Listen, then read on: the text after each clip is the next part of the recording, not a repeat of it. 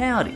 You know, it's respectable when a person is trying to be polite to others. But have you ever had that friend that did that seemingly polite habit that actually really annoyed you? They probably did it with the best of intentions, but you couldn't help it, it just kinda grated on you. Well, let's look at those habits that your friend or acquaintance might not actually realize are very annoying to many people. These are the 10 polite habits that are secretly disliked. And of course, big disclaimer, I'm basing these off public opinion, polls and articles. Obviously, what each person likes is deeply subjective. So if your family or friends personally like these habits, you go on ahead and keep doing them and don't mind me. With that said, let's begin. Number 10. Police! Freeze! The kissing of the cheek. It was normal, particularly before the pandemic, for greetings to get a little physical. Well, at least in the Western world anyway. In the East, many hellos begin and end with a bow. But in the West, a handshake is still fairly normal. So is a hug. Occasionally, you'd see the kissing of someone's cheek or the kissing of the air by the ear, which I've never understood, but anyway. But even before 2020, some people didn't appreciate some of these polite greetings. Meet Julia. She's our trained etiquette coach for this episode. Hi, Julia. Hi. For some people, kissing and hugging can be an invasion of their personal space, and not as polite as we might be led to believe. That being said, I'm sure there's people walking down the street who wouldn't mind if you Frenched them. But Julia's recommendation is this. Unless you're greeting a close friend or family, skip the kisses and simply say hello. Adding a warm smile and a friendly nod convey the same feeling as a hug. Personally though, when it comes to hugs, I don't completely agree with Julia. I think there are times where a hug can be exactly what a person needs, even a stranger. Not often a complete stranger, but I do remember this fellow at a convention who dressed as Spider-Man, and he was offering free hugs from Spider-Man to whoever asked for one. And I saw the amount of smiles he brought that day, including me. Some of the men, women, and kids loved it. So I think a consensual hug is perfectly fine and healthy. Maybe not as an unexpected greeting to an acquaintance, but if someone wants a hug, you give them a damn hug. When it comes to greeting people with a kiss though, I agree with Julia. Keep it to close friends if you're both into that. And for number 9, showing up to work or events sick. It's funny how times change, isn't it? Because arguably this is the rudest polite thing on this list. But there was a time where people were seen as tough or dedicated if they showed up to a work or an event sick, while cancelling or calling in sick was seen as weak or quote-unquote rude. Oh, he's pulling a sickie, he's so lazy. In reality nowadays, it is so much the opposite. Let's take sick Frank. Hi Frank. Hello. Frank may have caught a cold over the weekend, but he's taking some medication and isn't cancelling his Friday plans with friends. He's too tough for that. He's not calling in sick to work either, because he thinks the company might fall apart without him. So that week, he's at work sick every day. Next week, half his work team is off sick, and his 2 friends he went out with are sniffling and coughing in bed. Clearly Frank did the polite thing. Frank may have been trying to be polite, but it wasn't very nice what he unintentionally did to everyone. So obviously, when you break it down like this, it seems obvious Frank's mistake. There's few things that can be less polite than showing up sick and silently giving someone else a virus, and getting them miserably sick and sniffling and blowing through tissues for a week, or worse. And even if they don't catch Frank's virus, they may feel deeply uncomfortable around Frank, or have the urge to quietly avoid someone who could silently make them sick. So Frank, no offense, but we'd appreciate it if you just stayed home this week. But the business will fall apart without me. And my friends will think I'm bailing on them. Trust me, Frank, if there's one silver lining that actually came from 2020, it is now very socially acceptable for you to call in sick when you are genuinely sick. Casual workers may have no sick leave at all, and they may just get paid nothing if they don't come into work. And in that situation, I get it, it's a tough call. There's not always an easy answer, unfortunately, and I get that. But hopefully, when you're sick, you're at least able to stay home and get better. Number 8. Tagging people on social media. Speaking personally, I don't mind this habit, but I've definitely known a lot of people that do, and if they're tagged on social media, they'll often immediately delete them. Admittedly, this was a bigger thing in the 2010s than the 2020s. But back in the day, every single person and their dog would upload every picture they took onto social media like Facebook, and they'd tag all their friends in their pictures. And unless you'd turn notifications off, you'd be notified of every single one of these pictures, and notified whenever someone comments on a photo you're tagged in. There's this feature called poking, where you just go to someone's profile and you could poke the person. And like, what does that do? Nothing. It sends them a message, it's like, you've been poked. For some extroverts, they love this. They get excited at all the people liking and commenting, and might even like and comment back everyone's comments. And that's cool, but a lot of people did hate this habit. Family could be tagged, friends could be tagged, even professional acquaintances. It was just the norm at the time to tag every single one of them. It was deemed polite because they figured people might want to feel included and see the pictures they're in. But our etiquette friend Julia said, not so much. People have differing comfort levels with their online presence and privacy, and they may not appreciate people sending digital "you are here" flags. Not just because of privacy, they might also not want to hurt other people's feelings, or they might dislike being the subject of comments. Nowadays, I believe this is less of an issue on Facebook as people have to review any tags before they're approved and shown. But either way, if your friends want to show more politeness and consideration, they can always ask before they tag you. Number 7.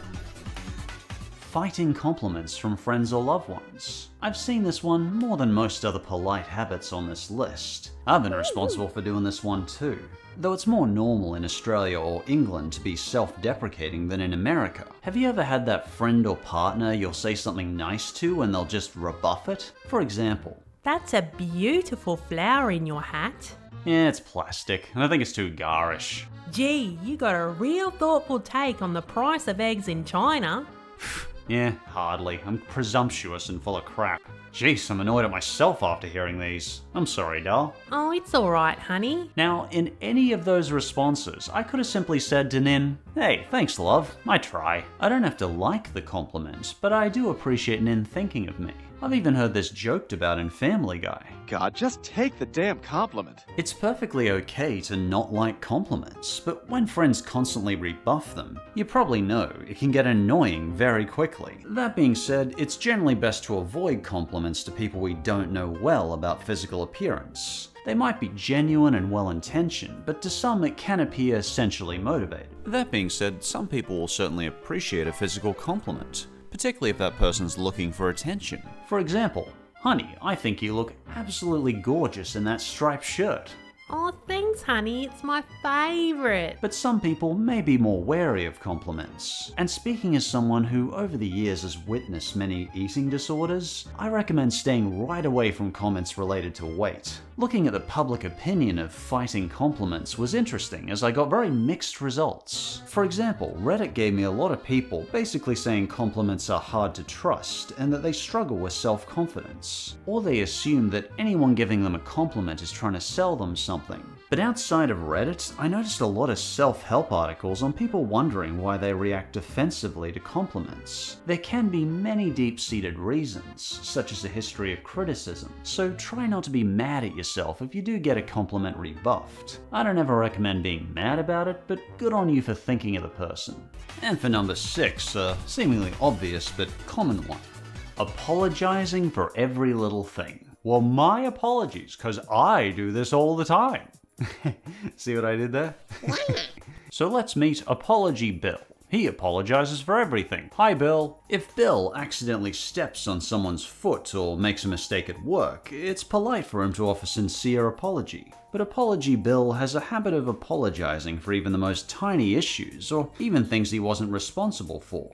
For example, "I'm so sorry I stacked that dish wrong." Or, "Sorry the weather's rainy today." the problem with Bill over-apologizing is he can make the person he's apologizing to feel guilty, irritate them, or it may just be taxing for them to frequently have to reassure him. And most of all, repeatedly saying something can render it meaningless. When Bill makes an apology, it means less because he apologizes all the time.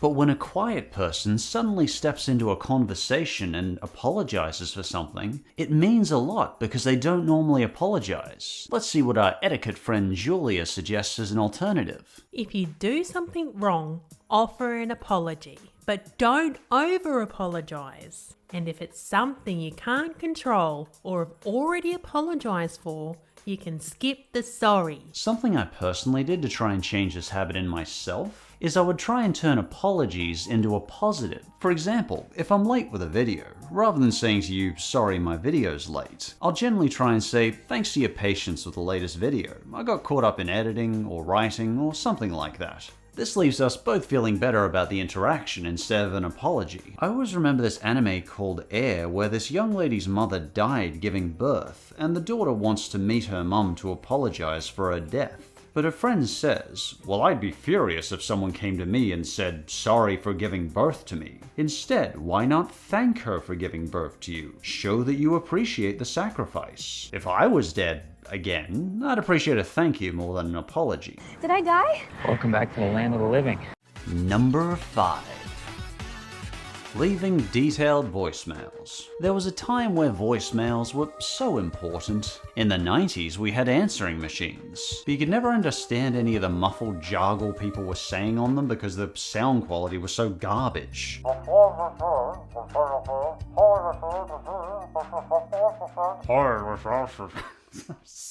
Anyway, voicemails used to be the only way of leaving messages to people, apart from emailing someone on our old non-portable desktop computers. But from the phone, voicemails were the only way to let people know why you called them. At the time, it was polite to leave a detailed voicemail with your name and number, often repeated. It was long and arduous, and you get the picture. But in the 2020s, most people can't stand voicemails and consider them a waste of time. Julia, the etiquette teacher, made comment on the voicemails too. Nowadays, you're lucky if someone returns your call, much less listens to the whole voicemail. Texting is much more convenient, polite, and efficient. I mean, think about it. When you see that dreaded text after accidentally missing a call saying, you have one unread voicemail, have you ever really gone, oh boy, voicemails, woohoo! Time to dial the stupid voicemail number, listen back to the time it was delivered, hear a muffled voicemail I can't decipher, and wonder who the hell actually called me? Guess I'll never know. Reader's Digest suggests, if they don't pick up, skip the voicemail. Instead, leave a quick text or an email from your phone. It's much quicker and much more likely to be fully read by your receiver. And it's seen as way less of a bother to all of us than a voicemail. But Reader's Digest suggests don't send a wall of text either. Stay brief and to the point. Nowadays, when someone sees a missed call, they recognize that as their cue to return the call as soon as they're able. Number 4. Showering someone with compliments. Just as rebuffing a compliment can be annoying, too many compliments can be annoying too. As we've said, a thoughtful compliment can be very kind, but lots of compliments can make some people feel uncomfortable. And you've probably heard it from people before, where repeated compliments can begin to sound like flattery. And as the meme says, Flattery is like a smiling crocodile. there's a fine difference between compliments and flattery. For example, say you're a writer and I say to you, you're a good writer. Even if I mean it, it sounds more like flattery, because my comment's undetailed and vague. But if I instead said to you, your novel's character Janice feels like a real living person. In chapter 4, I really felt the struggle she went to when that disease affected her banana plantation. I know that's a random example, but at least that's considering the person's writing, who they are and what they're trying to convey. You could probably come up with better, but it's a little more of a genuine compliment. But flattery is almost universally seen as disingenuous, and often it can make a person feel like they're being manipulated. Salesmen haven't helped this over the years. Whenever a salesman has tried to butter me up, I've just been like, ugh, I don't want to buy. Let's take Laura. Laura compliments her friend Clarice a lot. Laura has the best of intentions, but similar to apologizing, Laura's compliments are more valuable if she chooses them thoughtfully, and if she doesn't give them out all the time. And what's our etiquette friend Julia say on compliments? Instead of over-complimenting, take a moment to consider the person and the environment. Be genuine and have open body language. Without eye contact, you might as well pay the compliment on Facebook. Well, personally, I disagree a little with that. In my own experience, I deeply appreciate compliments from people on Facebook, YouTube comments, or any social media platform. As long as, they come from a person and not an AI. Number 3. Sharing too much personal information, aka TMI. It's so important to be able to trust people, and to be able to trust those special people with sensitive information is valuable. However, let's meet Teddy. Yes, he has the name of a plush toy. Teddy likes to chat with his friend Bob. But when Teddy first met Bob, they had a rocky start. Teddy started venting with Bob about his ex-wife and how much he wanted to show he's moved on from her. Teddy wanted to show he trusts Bob with personal stories, but unfortunately this oversharing made Bob uncomfortable. Linda's acquaintance Miss Selbo also over-discloses, telling Linda about her having dreams of her ex-boyfriend and how she's just stolen his dog. If Bob, Teddy, Linda, and Selbo were all good long-time friends, this might be more normal information to share. But since they've all recently met, it's not as polite as it might seem. Let's hear from psychotherapist Dr. Moy on oversharing. Sometimes when we overshare, we make others uncomfortable, but some people find it hard to tell when they are oversharing. They may notice the other person is pulling back a bit. Oversharing to Bob and Linda may have offered Teddy and Miss Selbo a little relief in the moment, but they might have also felt a little embarrassment or regret later. But it's a tough balancing act because many people are taught that it's impolite to give one-word answers when they're asked how they are. So oversharing can be a bit of overcompensation. So personally, I tend to overcompensate and give a lot more information than "fine, how are you?" And I can't stand small talk and tend to assume people actually want to know how I am when they ask. Let's see what our etiquette friend Julia has to suggest instead. Leave the personal info for your significant other and best friends. With acquaintances and personal opinions, less is more. Instead, try practicing active listening, taking the time to listen to others before jumping to share your own experiences, and decide what you're comfortable sharing and what you're not. Oh yeah, I can relate to this one. Number 2. Not bothering staff or friends. Let's extend this not just to daily life, but to restaurants, because it works in both cases. I'm responsible for doing this one in restaurants a lot. Say you're missing utensils, you got a cold burger, a wrong order, or you're missing sauce. Whether it be fast food places or restaurants, it's generally better to let a staff member know there's a problem. It can seem polite to some people to keep quiet about problems in order to not bother others, but a lot of the time, it's better to say something than build resentment. Personally, I'm fond of the saying, transparency is better than resentment. If your friend got a wrong order, it's better they make a polite request to staff instead of having growing resentment in a small tip. When they do that, everyone's happier. They get the order they want, and the staff member gets a better tip. Win-win. Even if they can get stressed, most restaurant servers do genuinely want their customers to have a nice meal. A similar thing can happen with someone we care about. For example, Nin is a true crime fan, but I don't personally care about true crime in the slightest. So say I'm sitting with Nin and she starts discussing the found frozen bodies of Everest climbers over dinner, and let's say this makes me uncomfortable. If Nin repeatedly discusses frozen bodies and I never tell her I don't like it, there's a chance I'll start to build resentment about it. But if I'm transparent that makes me dwell anxiously on my own heat-bloated corpse collapsed in a faraway Australian mountain, she'll probably understand completely. Even if she's a little hurt I don't enjoy the subject, it's much better than one of us building resentment. I do love true crime, but I understand not everyone does. I'll never understand people's fascination with it though. As counsellor Christina on Marriage.com says, transparency builds trust. It's vital in any successful relationship. And now an honourable mention that I got mixed results on. Guests showing up to a host's house early. Fun fact, I wanted to include this one in the video, because I'm not a big fan of it. But to be sure, I did a poll with people on my channel, and of around 11,000 votes, around 70% of people said they liked when people showed up early. So, okay, for the 18% of people like me who prefer people to actually show up when they're asked to, apparently we're in the minority. Oh, I do this one all the time. I help friends prepare for the other guests. Oh, really, hon? Do your friends like it?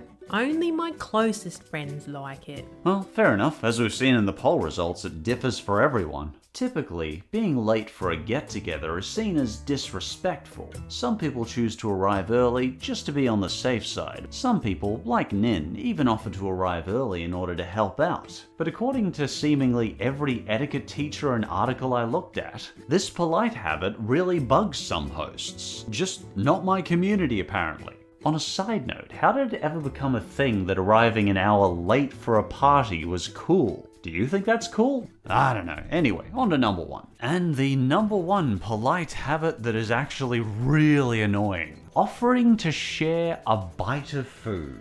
Okay, full disclosure, I'm a bit biased on this one, because this is one of my least favorite polite habits in the whole world. And it's most certainly my least favorite habit in this video. I detest this habit so much. In the age of meningococcal, HSV1, COVID, and glandular fever, how did this ever become a thing? But I share my food with you all the time. Yeah, but you're my wife. We kiss regularly on the lips. There's literally no one else in the world I'd want to share a bite of food from than you. Well, how about an example of this habit? Oh, good idea. Say you're sitting with your friends and one of your friends has a delicious ice cream or cake or a drink. Their first instinct might be to share a bite or a sip with their dining friends. Because it's so delicious, surely they'd love it. And it is a very generous instinct to share a food or drink. And if it's out of a serving dish with a clean utensil, that's okay. But if someone's offering friends food off their fork or a sip out of their glass, this may make some people uncomfortable.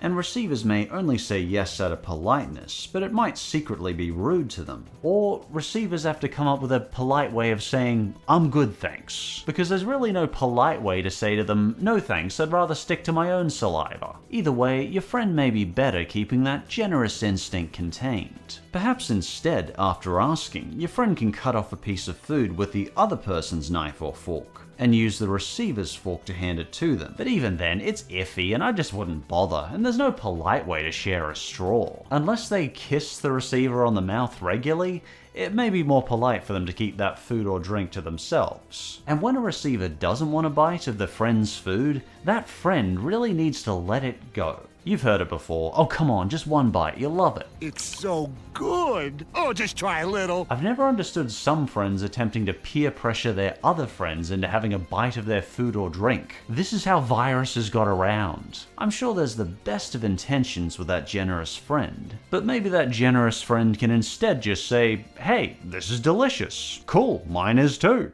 Yeah, there's really no silver bullet in being polite, is there? And what's appropriate can vary so much between people and cultures. You and I may be on other sides of the world, and I value hearing your own experience. Feel free to let me know your own experience with these polite habits in the comments below. And as always, thanks for watching and hope to see you again next time. Today's member question is from Bingo from Blueyfin, and it's a nice simple question.